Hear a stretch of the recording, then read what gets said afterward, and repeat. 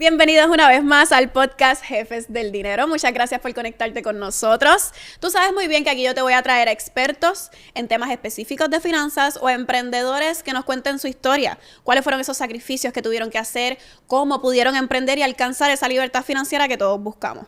El punto es que tú adquieras herramientas, motivación, conocimiento para que te conviertas en el jefe de tu dinero. Por eso hoy tengo un invitado muy especial.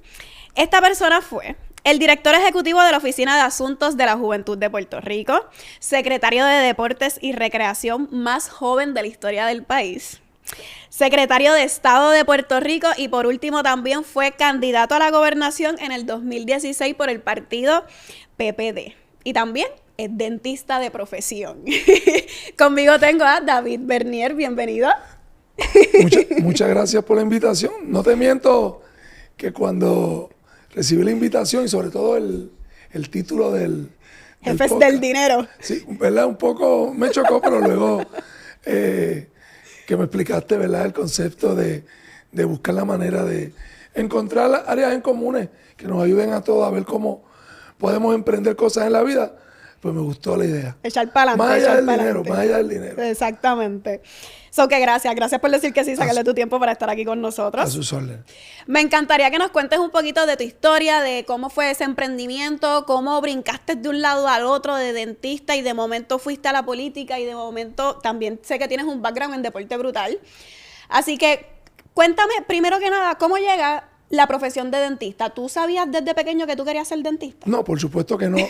y yo creo que sería muy aburrido uno desde chiquito decir voy a hacer una sola cosa. Y la vida no te permite eso. Ni calendario absoluto, ni planteamiento único. Y por eso el término de emprender es tan importante y tan amplio, porque supone el ir caminando por la vida, estableciendo una regla y siguiendo unos principios que particularmente uno la quiere de mentores, educadores, profesores, que te van enseñando y tú vas aplicando esos principios, pero vas emprendiendo, vas creando, vas formándote. Y en la marcha tú vas adquiriendo la capacidad para poder decidir la ruta que quieres en tu vida. Cuando lo que sí yo aprendí muy temprano, es que quería ser feliz. ¡Wow! Y al final, tenerlo claro es importante. Porque puedes perder en el camino cuál es el propósito de la vida. ¿En qué edad pasó esto? ¿En qué edad tú hiciste ese clic? Yo tuve un mentor extraordinario que es mi papá. Brutal. Maestro de escuela, un hombre en paz descanse. Y es un filósofo de la vida, un hombre muy práctico y muy certero en sus consejos. Y me lo procuraba siempre. O sea que desde tienes pequeño... que ser feliz, tienes que trabajar duro, tienes que prepararte. Muchos principios clave en mi vida. Tienes que soñar, que nadie le ponga techo a tus aspiraciones. Yo me crié en Patilla, un pueblo pequeño, estudié en escuela pública. Mis papás eran servidores públicos trabajadores, no les sobraba el dinero, pero siempre me decían, tú tienes que aspirar a grande. Que nadie te diga o te recomiende algo pequeño o fácil porque cree que no tiene los recursos. Si tú crees que lo puedes hacer, trabaja duro, prepárate y sueña con eso. No pierdas de perspectiva que al final todo lo que estás haciendo es porque quieres ser feliz. Wow. El día que eso se comprometa, busca otra ruta. Wow. Me acabas de explotar la mente en menos de... Acaba de empezar el podcast. Porque me parece increíble que tus padres desde la escasez, porque me acabas de decir que no les daba, como quiera te decían que nadie te diga que no puedes o limítate a soñar. Qué brutal que tenían esa capacidad de, ok, estamos en escasez ahora mismo, pero yo le voy a enseñar a mi hijo a soñar en grande. Y sobre todo a darme las herramientas más importantes que era mi educación. Brutal. Y en eso eran inflexibles.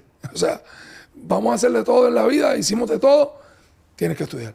Tienes que prepararte, porque esa es la herramienta más importante para al final poder hacer lo que tú quieras en la vida. Claro. Y qué bueno que estamos en un escenario, ¿verdad?, de jóvenes emprendedores, soñadores, luchadores, porque la tentación a buscar el atajo siempre está ahí. El convertir la excepción en un ejemplo que te guía siempre está ahí. Van a haber excepciones que lograron un atajo y les salió bien, pero hay millones que no. Y el atajo no puede ser, el ejemplo del atajo no puede ser la herramienta que te guía. Es todo lo contrario. Es estar dispuesto a caminar la ruta larga y difícil, la que nadie quiere caminar, para entonces tú poder garantizar tener las herramientas que te permitan ser feliz. Exacto. Y ven acá, tú todas las decisiones que has tomado en tu carrera han sido en base a esa felicidad, buscando esa felicidad, como que tú no piensas dónde me voy a ganar más dinero. Tú piensas qué me va a hacer más feliz. Nunca para mí el dinero ha sido una motivación. Y no debería serlo. Uno tiene que aspirar a ser feliz. Es una herramienta, el dinero, ¿verdad? Importante que en el camino suble que te permita hacer unas cosas, pero no puede ser tu motivación. Nunca lo ha sido, todo lo contrario. ¿Cómo deberíamos de ver ese dinero? ¿Cómo debería...? Es una herramienta como muchas otras. Excelente. Ni la única ni la más importante. Es una herramienta como muchas otras que te permite hacer cosas en la vida. Pero esa no puede ser la aspiración. Exacto. Y sería muy aburrido y que usted se levanta todos los días para ver y qué hace con eso, ¿me entiende? Usted tiene que prepararse, formarse, generar pasión hacia cosas que le cambian la vida a los otros. Mirar, cuando tú tengas tanta edad, que mires hacia atrás, no tener reproches con tu vida, porque hiciste todo lo que querías hacer, o aspiraste a hacer todo lo que querías hacer, porque hay cosas que a lo mejor no se pueden, pero tú tienes la tranquilidad que hiciste el esfuerzo máximo por lograrla y que cumpliste con las reglas que son necesarias, como formarte, como educarte, como sacrificarte y trabajar duro. Me encanta. Y volviendo a esa pregunta inicial que te hice, ¿cómo tú mezclaste dentista con servir público? O sea, llegar a la política. Mira, ¿cómo pasó todo este revolú? Igual, y una regla que comparto con los compañeros, o un principio, me di cuenta también que es muy tentador hacer siempre lo que te gusta. O sea, y hay mucha gente que recomienda eso. Haz lo que te gusta y sigue por ahí. Exacto. La vida es más compleja que eso. Es una combinación entre lo que te gusta y lo que te conviene. Claro. ¿Verdad? Porque no puede ser siempre lo que te gusta. Y en ese sentido, pues siempre, desde muy pequeño, noté que me apasionaba el servirle a los demás. Okay. En la escuela presidí el consejo de estudiantes, sí, y me sentía contento en invertir tiempo para eso. Y el servicio lo tuve claro como una aspiración. Quiero, cuando se dé la oportunidad, poder servir. No sabía dónde, pero tener la oportunidad para servir. Pero además me gustaba la ciencia, me gustaban las matemáticas, me gustaba estudiar, me gustaba salir bien. Y fui buscando poco a poco y dije, caramba, si me voy formando por aquí y me va bien en esto, y yo me puedo convertir en un servidor desde el área médica, desde la odontología o cualquiera de estas profesiones, creo que puedo combinar ambas cosas. Pero tampoco lo tenía muy claro, porque como te digo, la vida te va llevando poco a poco. Uno no tiene la madurez a los 14, 15 años para poder decir con certeza esto es. Pero me fui formando poco a poco y la vida me fue llevando, aprovechando cada oportunidad para prepararme. Porque lo único que no tiene sustituto es la preparación. Tú te tienes que preparar. Las oportunidades van a llegar, pero más vale que cuando lleguen tú estés preparado. Brutal. Y para eso no puedes perder el tiempo. Y yo procuré estudiar, formarme, trabajar, participar en eventos extracurriculares, educarme. Y poco a poco las oportunidades iban surgiendo. Yo me sentía preparado y las ejercía. Y así fue poco a poco. Hasta el día de hoy es lo que sigo haciendo, es lo que sigo practicando. ¿Y cómo llegó la política? O sea, tú decidiste estudiar ¿cómo se dice? Perdóname. Odontología. Odontología. Tú decidiste estudiar odontología, tú te gradúas y empezaste a trabajar como odontólogo. Mira qué interesante fue. Yo, mientras fui, pues yo también fui atleta, ajá, ¿verdad? Exacto. Practiqué la esgrima y ahí también presidí la Asociación de Atletas de Alto Rendimiento. Siempre buscaba la forma de aportar porque me gustaba servir. Y me fui formando y preparando. Hago mi bachillerato en la Universidad de Puerto Rico en Calley, pero fui presidente del Consejo de Estudiantes en Calley. Yeah. Fui presidente del Consejo de Estudiantes de Ciencias Médicas también. Y me gradué de odontólogo, de dentista. Y cuando yo doy mi discurso en la graduación, por casualidad, la que era gobernadora en aquel entonces, Sila Calderón, lo escucha. Y le llamó la atención alguna cosa que dije allí. Okay. Y me mandó a buscar. Digo, me gustaría conocer al presidente del Consejo de Estudiantes de Ciencias Médicas. Y nos conocimos. Y en aquel momento hubo una vacante en la Oficina de Asuntos de la Juventud. Yo recién graduado como dentista. Y me lo ofreció. Y en ese momento es algo, cuando esas oportunidades surgen de imprevisto, primero estaba preparado. Yo me fui preparando y me sentía listo, ¿verdad? Ya estaba maduro, ya tenía conocimiento, ya tenía mi carácter. y me dio esa punzada en el estómago. Ese yo no sé, ese qué sé yo, que ese instinto de que aceptar la oportunidad. Y así lo hice. ¿Verdad? Porque, o sea, estoy recién graduado, soy odontólogo, es como que para que yo voy a ir para... O sea, una persona que no tenga esa capacidad de ser flexible ante las oportunidades diría, yo no voy para allá porque ese no es mi campo. Si mi motivación hubiese sido el dinero, te hubieses ido para el otro lado. a lo mejor me hubiera ido a otro lado. ¿Verdad? Porque era una ruta que me iba a garantizar. Claro. Pero como en aquel momento mi vocación era el servicio, yo lo tenía claro. Y hablando de la felicidad, pues yo dije, quiero darme la oportunidad en el servicio. La mejor decisión que tomé, porque sin duda fueron años hermosos. Y serví, y era lo que me, y sigue siendo lo que me motiva, lo que me nace. Y ahí comencé una carrera en el servicio público, mantuve mi licencia de dentista listo, porque después fui secretario de deporte, después aspiré al Comité Olímpico. Como presidente del Comité Olímpico también practicaba la odontología. Luego fui secretario de Estado y luego entonces aspiro a la gobernación. Una carrera que disfruté mucho, que me llena de mucho orgullo y de la cual no me arrepiento. Tú fuiste by the way, antes de hacerte esta próxima pregunta, me parece brutal que tú no sabías o sea, tú conocías tu pasión era servir, pero tú no sabías en qué lo ibas a ejercer, pero tú sí conocías tu pasión, la tenías bien clara. Eso es correcto. ¿Y cómo tú? Porque hay personas que a lo mejor nos están viendo y dicen, mano, yo no sé en qué yo soy bueno, yo no sé qué me apasiona. ¿Cómo tú desarrollaste eso? ¿O tú sientes que eso fue innato? Primero, que cuando tengan ese sentimiento no se sientan mal, eso le pasa a todo el mundo. Me encanta. Porque a lo mejor usted cree que usted es el único. No, nadie nace diciendo yo. No. Esa incertidumbre es natural. Eso nos pasa a todos. La vida te va a ir llevando. Lo que no puedes dejar de hacer es prepararte, es trabajar, es buscar conocimiento. Excelente. Porque las oportunidades no van a caer del cielo. Las oportunidades hay que forzarlas, hay que hacerse disponible, hay que participar y hay que prepararse. Y en la marcha van surgiendo las oportunidades. Y yo fui encontrando esas oportunidades en la medida en que fui atreviéndome, aspirando. Fui presidente del Consejo de Estudiantes de Calle, pero tuve que postularme, tuve que moverme. Igual en el Consejo de Ciencias Médicas tuve que postularme. Igual en el Comité Olímpico, que fue mi momento crítico, pues tuve que retar a un incumbente de casi 30 años, que mucha gente creía que era una locura y lo logré, con dificultad, pero lo logré. Y ahí comenzó una carrera en el olimpismo. Son esa combinación de prepararte y atreverte. Hay que prepararse, pero también hay que atreverse. Y ese tiene que ser un balance, porque si estás toda la vida preparándote y nunca te atreves, pues llegas a viejo hablando de lo que pudiste haber sido y no fuiste. Sí. Si eres un atrevido que no se prepara, pues vas a estar dando cantazos y golpes y a lo mejor terminas, ¿verdad?, un poco frustrado, porque luchaste duro y trabajaste y no te salieron las cosas, porque te faltó preparación. Wow. Y ese balance es fundamental para todo en la vida. Y hablando de esa preparación y ese atrevimiento, porque tú fuiste el primero, el más joven en el Departamento de Recreación y Deportes, ¿no? Como secretario, perdón. Y en el Comité Olímpico después igual. ¿Cómo tú manejaste eso? Porque ¿no te sentiste como que esos zapatos eran muy grandes en algún momento? ¿No dijiste como que, diantre, no estoy preparado para esto? Bueno, yo me sentía preparado, pero era importante saber que mucha gente podía pensar que yo no estaba preparado. Y eso no es nada malo, porque yo era el más joven de todos. Ajá. La mayoría de las personas que trabajaban conmigo eran mayores que yo. Ajá. Pues por lo tanto, yo tengo que saber esa realidad. Yo llego a un escenario ocupado de gente adulta. Es natural que haya algún tipo de recelo y desconfianza y de oposición. Entonces, hay oposición que es por trauma, porque estoy ocupando un espacio donde ellos estaban. Hay otra que es por desconocimiento, porque no te conocen, porque cuestionan tu capacidad. Siempre va a haber un sector que lo hace por un asunto ya más visceral, fanático, que esos son más difíciles.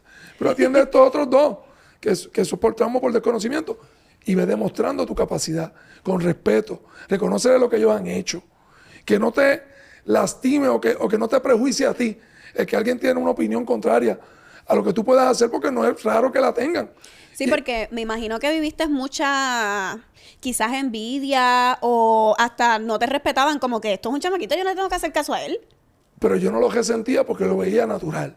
Ya. Tú tenías la madurez de decir, esto es algo natural de un ser humano. Y hay algunos que dicen, este me va a respetar, y entonces comienzan con un estilo agresivo. ¿Cómo lo trabajaste, verdad? ¿Cómo te ganaste a la gente? Algunos lo hacen y les funciona, yo no lo recomiendo. Yo creo que es mejor que te respeten, ¿verdad? Porque comienzan a conocerte y ven tus valores, tus virtudes. Esa tarda un poquito más, pero ese respeto dura mucho. Wow. El otro, el que es por látigo, el que es por fuerza, eso es efímero. Hoy te respetan, mañana, cuando ya no tienes esa posición de poder, ese respeto se desvanece. Yo siempre he procurado, donde quiera que fui, el respetar al que trabaja conmigo, el valorar su espacio, el reconocer que podamos tener diferencias y trabajar juntos. Pero para a temprana edad poder entender eso, yo tenía que venir preparándome. Claro. Tenía que venir con buenos mentores. Tenía que tener muy claro que para yo poder hacer lo que tanto me apasionaba, que era servir, yo tenía que entender cómo era la mejor forma de hacerlo y cómo otros habían tenido éxito. Y con humildad sentarme a tomar un café con gente que habían estado antes y reconocer las cosas que funcionaron. Pero eso hay que entenderlo y es parte del proceso. Cuando hemos hablado aquí de prepararnos, no es solo lo académico. Lo académico es un componente importante, ese conocimiento específico, pero son las experiencias de vida. Es el sentarte a hablar con ese que vivió más, que tiene canas, y reconocer la valía de esa experiencia. Y muy temprano, gracias a Dios, yo lo reconocí y me ayudó mucho en mi trayecto de vida. ¿Cuál tú piensas que fue esa aptitud o esa virtud que tú tuviste en esa temprana edad para poder manejar quizás decisiones o proyectos que usualmente lo manejaban personas con mucha más experiencia o con mucho más tiempo en esa posición o en la política? ¿Cuál tú piensas que fue esa virtud que tú tuviste que quizás otras personas deberían de desarrollarla para tener ese mismo éxito en temprana edad? A temprana edad comprendí que al final, para poder lograr las cosas que yo quería, necesitaba unir esfuerzos, necesitaba reconocer la fortaleza de otros y incluirla, buscar la manera de que se pudieran sumar esas fortalezas para hacer un esfuerzo común en favor de una conquista. Y cuando la conquista ocurra, darle el mérito a quien lo tiene, porque no puede haber egoísmo ahí. Porque en la medida en que tú haces eso, el día que tú eres parte de un equipo y cuando la conquista llega, te llevas la gloria, va a ser la última vez que te vas a llevar esa gloria. Reconoce el trabajo de los demás, hazlos parte de un equipo y respeta ese trabajo, porque entonces ya no va a ser una conquista, sino que va a ser un proyecto de largo plazo. Y yo muy temprano lo entendí. Nunca he tenido problema de reconocer a los que son mejores que yo en algo y a los que me ayudaron a llegar a un sitio, porque cuando conviertes eso en hábito, y ahora vamos a otra cosa, tienes que crear buenos hábitos. O sea, respeta a las personas siempre. Exacto. Sé justo siempre, no solo cuando te conviene. No solo con el que se lo merece, que tú crees. Porque, por ejemplo, el hábito de la justicia, del respeto, tienes que incorporarlo. Y te tiene que nacer instintivo para que se te haga fácil. Y esas virtudes pues te van a ayudar a cuando surjan momentos difíciles, porque no siempre es fácil que pues tenga gente que quiere participar contigo en resolver ese problema. O en echar para en tu empresa. O cuando tú vengas con una idea que tú la ves clara, pero puede parecer descabellada o ambiciosa, alguien diga, oye, no estoy muy seguro, pero me lo está presentando José, David, Bernier, vamos a escucharla, porque ya yo he estado con él en ocasiones anteriores y me ha ido bien. Así que aunque me parece que es un poquito descabellada, lo voy a escuchar. Ese tiempo adicional te lo dan cuando tú te lo ganas. Claro. Con el respeto, ¿no? Claro. Y eso es fundamental, no para que tengas una conquista, sino para que tengas una vida de conquistas poco a poco que te permitan alcanzar tus metas. Me encanta. Antes que conteste la próxima pregunta, tengo que recordarte que puedes conseguir nuestro curso La Ciencia del Dinero, donde te voy a llevar por el camino que debes recorrer para alcanzar la libertad financiera que deseas. Vamos a hablar de deudas, de ahorro y de inversión. Así que aprenderás de todas las áreas de finanzas para que puedas tomar control del dinero. Te aseguro que es el curso más completo de finanzas personales. Pasa por mi página anettespinet.com y adquiérelo. Aprovecha que está en especial. Ahora sí, seguimos. ¿Cómo tú piensas que desarrollaste esa humildad que te ha llevado a hacer grandes a otros? Porque cuando te haces grandes a otros, te engrandeces tú también, porque estás ayudando. ¿Cómo tú llegaste a esa humildad? Porque muchas personas el ego los consume o la falta de humildad los consume. No hay cosa que le haga más daño a un ser humano que el no controlar su ego. Te hace infeliz, nunca estás satisfecho. Cuando tú puedes sentir alegría por el triunfo de otro, ya tú estás avanzando en la vida. Brutal. Que tú te alegras. Y eso va tan cercano como tu compañera, como tu esposa, como tu vecino, como tu familia. Que tú digas, oye, hoy estuve todo el día trabajando para que otro pudiera lograr lo que tanto quería en su vida y te llena de felicidad. Ya tú estás avanzando en tu vida. Brutal. Y yo sentí esa alegría siempre desde muy temprano y tengo que volver a darle crédito, que sin duda lo aprendí temprano en mi casa. ¿Verdad? Mi papá y mi mamá, una enfermera y un maestro que trabajaron toda la vida, de campana a campana, para echar para adelante a sus hijos. Y yo lo que vi ahí en casa era eso. Papi, cuando me presentaba a alguien, me lo presentaba. Este es el mejor carpintero del mundo. Este es el mejor mecánico del mundo. Aquí te estoy enseñando al que me salvó la vida a mí. Yo soy profesor, gracias. Eso es lo que yo escuché en mi casa. Sí, que también tú veías a tu padre darle elogios a otras personas sin ningún problema. Una valoración a todo el mundo Exacto. y de verdad que lo hacía con una alegría.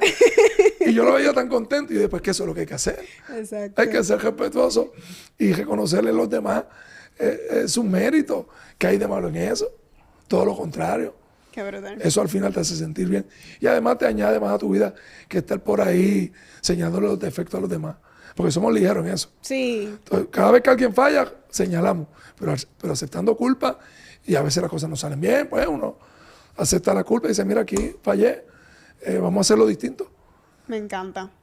Y hablando otra vez de tu carrera, cuando tú...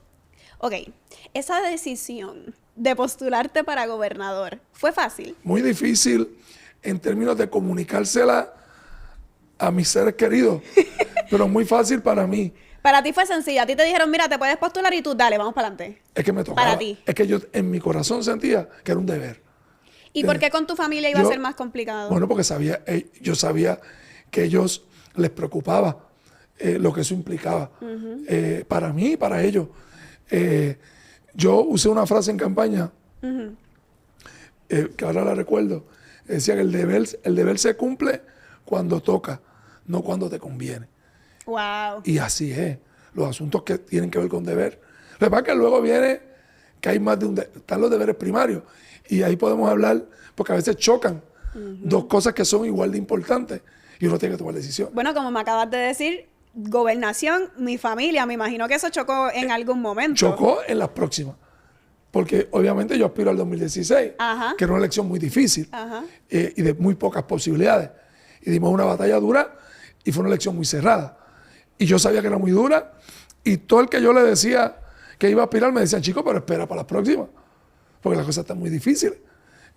Corre al Senado, corre a la Cámara y después vas a tener porque estas elecciones, por todo lo que se ve y como están las encuestas, le toca perderla al Partido Popular. Wow. Y ese era el escenario de todo el mundo. Sin embargo, a mí me parecía que era el momento correcto.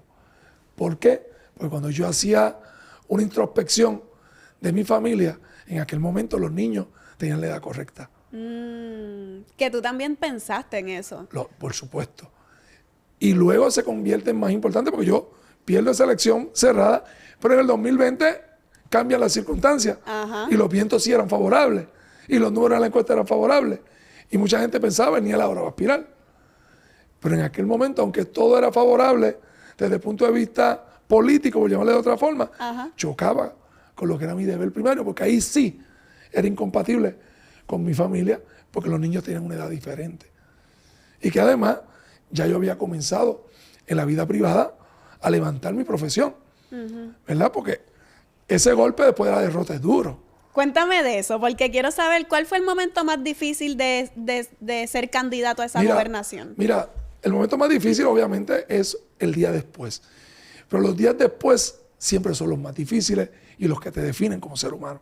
Brutal. El día después de una separación sentimental, el día después de una quiebra, el día después que un negocio no sale, el día Tienes toda después la razón. de una derrota electoral. ¿Cómo te sentiste? Bueno, ¿Qué pasaba por tu mente? Porque uno, a pesar de lo difícil que era, el poder lograr una victoria, uno siempre da el máximo esperando el mejor resultado. Claro. Y uno guardaba la ilusión. Sin embargo, yo también me había preparado emocionalmente para cualquier resultado. Pero no es menos cierto que el día después es un día de soledad, es un día de sentimiento, es un día de que hay que empezar a pensar en el futuro. Y en estos proyectos uno lo da todo. Yo llevo una vida pública entera que lo di todo. tuve meses sin generar ingresos. Así que tenía un gran reto, no solo emocional porque acababa de coger un golpe, no solo de vida, porque hay un cambio de vida de lo público a lo privado, sino también de cómo sostengo a mi familia.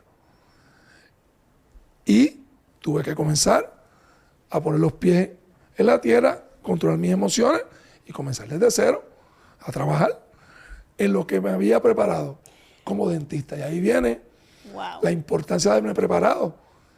Lo que hace años habías estudiado, ahora fue que entonces lo viniste a traer porque la oportunidad te lo trajo. Pero tenía las herramientas porque me preparé. Claro. Wow. Y ese momento difícil de mi vida lo comencé a superar con las herramientas que había adquirido en mi camino, que era mi licencia como dentista. Y empecé poquito a poco a mi oficina dental, que ha ido creciendo poco a poco al día de hoy. Pues gracias a Dios he echado para adelante mi proyecto como dentista, que me permitió superar aquel momento difícil el día después y sostener mi familia. Y así es la vida. Y ahora tengo la satisfacción de servir con mis pacientes. Ahora tengo la satisfacción de que estoy cumpliendo con mi familia, que es mi deber primario. Se hace patria también formando hijos, educándolos, echándolos para adelante. Y ahí está mi satisfacción también de servicio. Y sigo trabajando duro, igual de entusiasmado, con las mismas ilusiones que cuando comencé en el gobierno, pero ahora en el sector privado, echando para adelante mis oficinas dentales. Me encanta. Y ahora que estás en este proceso de dueño de negocio, literalmente, ¿cuál ha sido, considerando también el resto de tu carrera, cuál ha sido un error financiero que tú dices, mano, aquí metimos la pata? Bueno, siempre se cometen errores, ¿verdad? Errores, por ejemplo, yo en una etapa de mi proyecto en la clínica, te voy a dar un ejemplo específico, hice una expansión para la que no estábamos listos. Wow. Y tuve que echar para atrás, ¿verdad? Cuando crecer es una decisión importante, ¿verdad? Porque puede ser una buena idea en el momento correcto. Gracias a Dios que fue un paso pequeño, que pude correr rápido, remediar y seguir para adelante. Y aprendí en ese momento que las próximas expansiones o el próximo crecimiento tenía que darlo luego de que se cumplieran unos elementos específicos, ¿verdad? Ciertas métricas.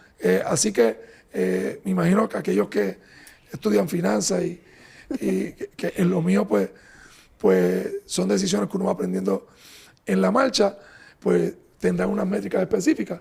Pero en un momento dado hubo una decisión de expansión que no fue la correcta. Hicimos el ajuste y gracias a Dios aprendimos del golpe y las próximas las hemos dado correctamente.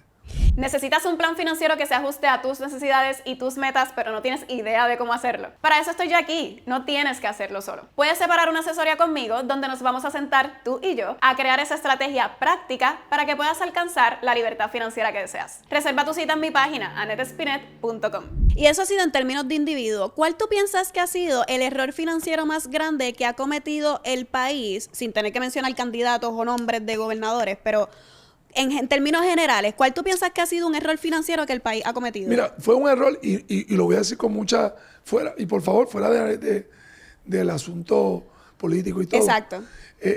Si nosotros como país hemos sido un país que ha crecido desde el desarrollo industrial por mucho tiempo y nos ha dado prosperidad, eso tiene y tenía que haber sido sagrado.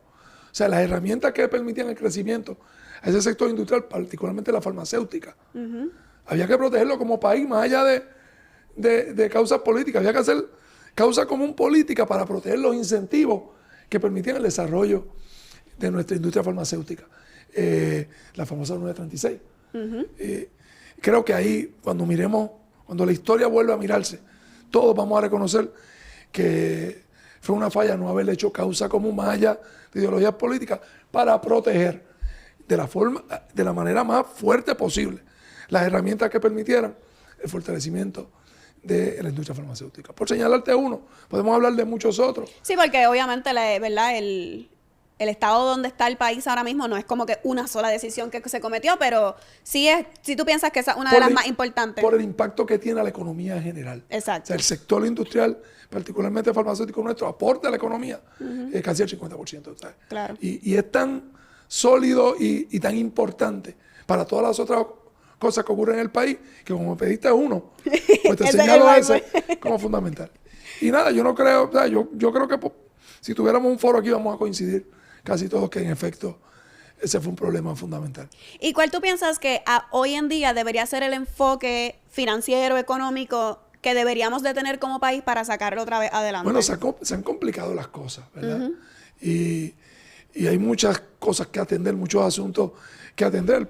El país, pues, sufrió una quiebra que hemos venido atendiendo y que es fundamental superarla, ¿verdad? Para poder regresar con fuerza a los mercados de bonos y poder tener un sistema económico saludable. Eso creo que eso se ha ido atendiendo, hay que terminarlo, porque en la medida en que nosotros atendamos eso, que podamos no tener una junta de control fiscal, que nos podamos valer por nosotros mismos, tomar nuestras decisiones, todo lo demás va a haber ocurrido. Así que, como me menciona una importante, tenemos que ya atender el asunto financiero, salir de la quiebra de una vez y por todas, y que la Junta de Control Fiscal pues ya no esté controlando los destinos de Puerto Rico, que podamos nosotros, como puertorriqueños, en el ejercicio democrático, con nuestra legislatura, con nuestro gobernador, poder tomar las decisiones importantes de futuro. Me gusta. Y volviendo a tu carrera, de todas estas posiciones que tú has adquirido, políticas, emprendimiento, deportes, ¿cuál ha sido la más complicada, la que más reto te ha dado ejercer? Mira, y uno de los momentos más interesantes de mi vida fue en la culminación del secretario de Deporte y comienzo como presidente del Comité Olímpico. Fue un momento bien difícil porque estaban los Juegos de Mayagüez en el 2010, que eran como no, lo que es unas olimpiadas regionales, pequeñas, ¿no? Pero complejas. Pues son juegos multitudinarios y multidisciplinarios de mucha inversión económica. Ese fue un momento bien difícil de mi vida, porque habían altas expectativas, poco dinero. Yo entro como nuevo presidente del Comité Olímpico generando esperanza de resultados y cambios, y me ocupó mucho tiempo, entusiasmo, preocupación. A Dios gracias, los Juegos se celebraron y son descritos como uno de los mejores en la historia. A Dios gracias, ese ciclo olímpico que me tocó, tuve el honor de ser presidente, terminó con 2 medallas olímpicas, con Jaime Espinal y Javier Cunzo, y fue el comienzo de una transformación en el olimpismo que nos ha permitido seguir teniendo resultados deportivos a nivel internacional. Excelente. ¿Te has sentido solo en algún momento de toda esta carrera? Muchas veces. ¿Y cómo lo...? Bueno, es parte de lo que uno tiene que acostumbrarse, ¿verdad? Y saber que en la vida vamos a tener altas y bajas, y van a haber momentos donde mucha gente va a querer estar contigo y otros que no. Y uno tiene que fortalecerse de carácter para enfrentarlo. Obviamente, volvemos el día después de que algo no sale bien, prepárate para estar solo. No tengas expectativas de otra cosa. No lo resientas, que es un consejo que doy. No lo resientas. Por ejemplo, yo terminé una contienda política que no salió como esperábamos. Y ese día después fue duro, fue difícil. No estaban todos los que yo hubiera querido que estuvieran, pero tampoco lo resiento y lo comprendo muy bien. Ya superé esa etapa, pagué la deuda que tenía, eché para adelante y no tengo sino buenos recuerdos de ese momento y agradecimiento a todo el que me dio la mano. No voy a estar pendiente a que si aquel estuvo o no estuvo.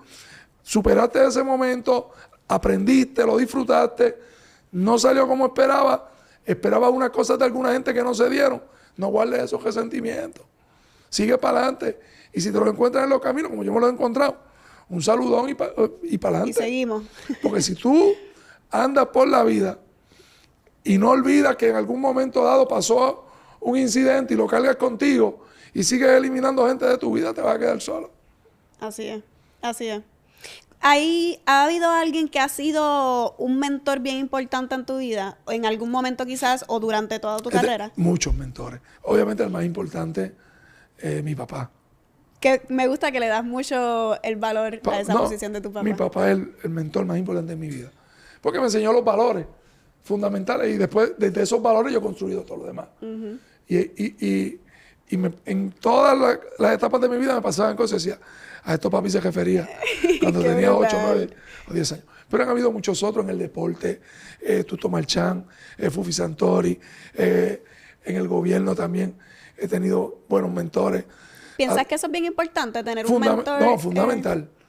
Fundamental. El que piense que no necesita un mentor no sabe nada. Ese es el más que lo necesita. Ese es el más que lo necesita. Hacen falta mentores, gente que logró el éxito de forma diferente a ti.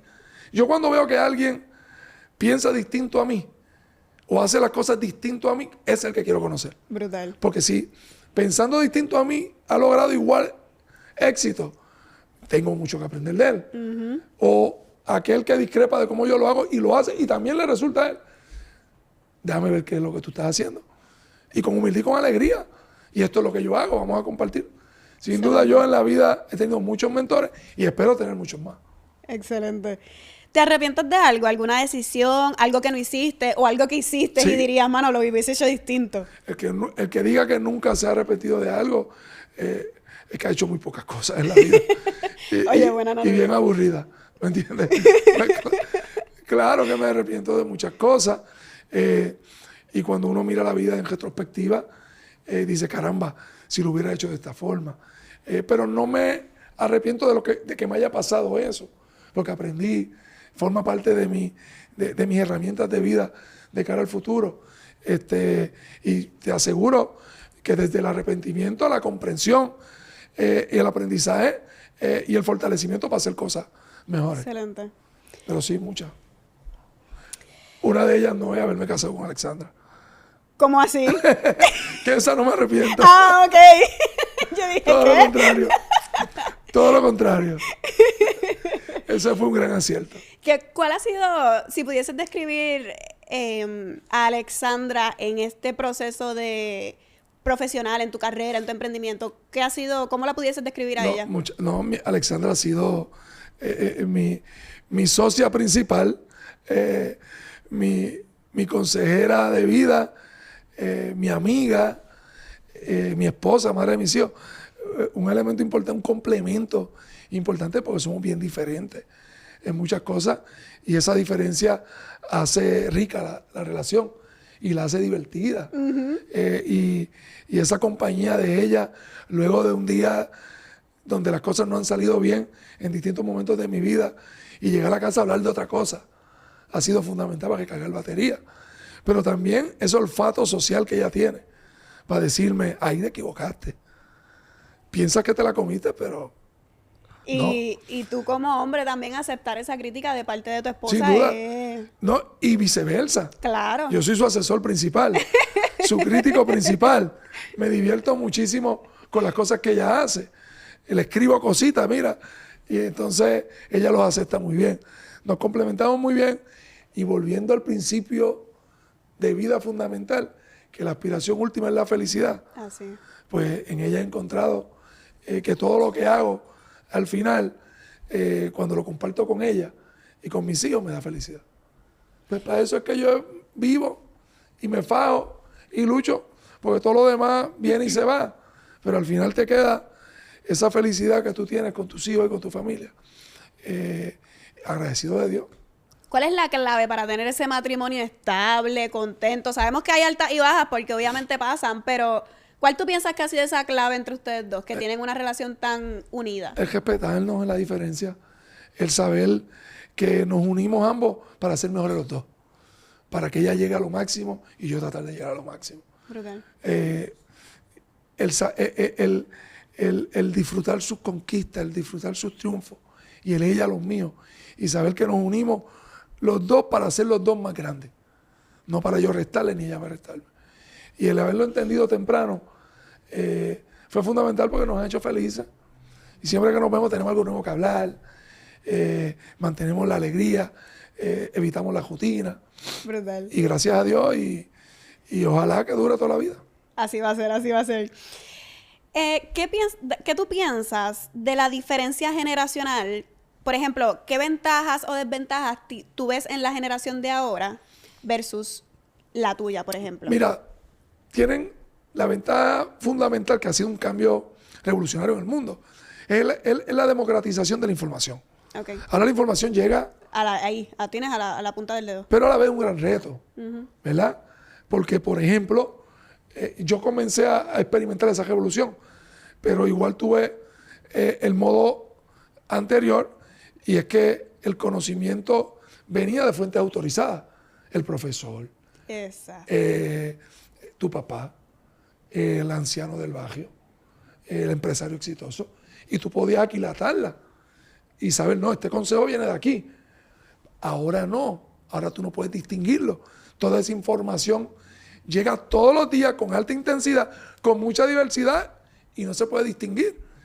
Y obliga a estas generaciones a hacer ese proceso a muy temprana edad, de poderle dar valor a cada información y de ver cómo forman su carácter, sus valores.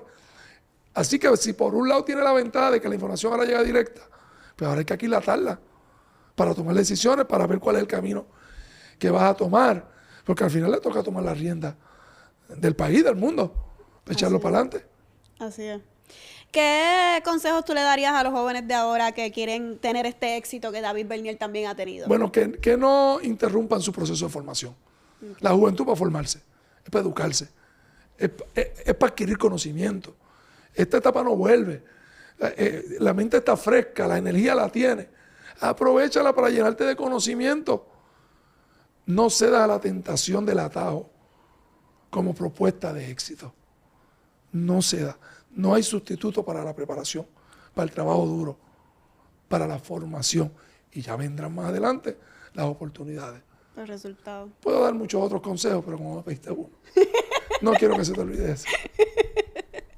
1.000.000 de gracias, David, por estar aquí con nosotros, compartir toda esta sabiduría. De verdad que para mí es un honor que podamos aprender de personas que, como tú dijiste, han pasado su proceso, han tenido éxito, han tenido sus bajas, pero tú has tenido la capacidad de vamos para adelante, le buscamos la solución y seguimos haciendo cambios. Así que gracias por estar aquí. Y que no pierdan la alegría. Hay que vivir con alegría y con mucha felicidad. Gracias a ti por invitarme y mucho éxito en esta plataforma. Gracias, gracias. Y tú que me estás viendo, ya tú sabes que vienen las instrucciones por ahí. Dale like, dale share, comparte este contenido con alguien que tú sabes que le puede sacar provecho. Comenta en los comentarios a quién más te gustaría ver aquí con nosotros para que aprendas, para que sigas adquiriendo herramientas y sigas adquiriendo inspiración y motivación para convertirte en el jefe de tu dinero. Gracias por el apoyo, claramente te lo tengo que decir una vez más, gracias por el apoyo que le están dando a este podcast y yo te veo en la próxima porque tú sabes que conmigo llega tu libertad financiera.